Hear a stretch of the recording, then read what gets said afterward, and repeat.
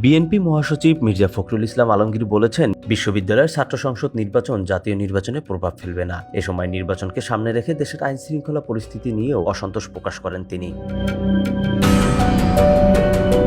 ঠাকুরগাঁয়ে তার নিজ বাসভবনে একথা বলেন। এ সময় মির্জা ফখরুল আরও বলেন, দেশের মানুষ নির্বাচনের জন্য অপেক্ষা করছে, কিন্তু আইনশৃঙ্খলা পরিস্থিতি যা দাঁড়িয়েছে তাতে কেউ সন্তুষ্ট হতে পারছে না। যে হারে রাজনৈতিক নেতৃবৃন্দকে খুন করা হচ্ছে, বিএনপি দলেরও অনেক নেতাকে হত্যা করা হয়েছে। দলের পক্ষ থেকে তীব্র নিন্দা ও ক্ষোভ জানিয়েছেন তিনি। কিন্তু সরকারের পক্ষ থেকে তেমন কোনো ব্যবস্থা গ্রহণ করা হচ্ছে না। এছাড়া বিএনপি একই দিনে জাতীয় সংসদ নির্বাচন ও গণভোট চেয়েছিল, সেভাবেই হয়েছে। যে সংস্কারগুলো নিয়ে গণভোট অনুষ্ঠিত হচ্ছে সেগুলো অনেক আগেই বিএনপি তার 31 দফার মধ্যে তুলে ধরেছিল।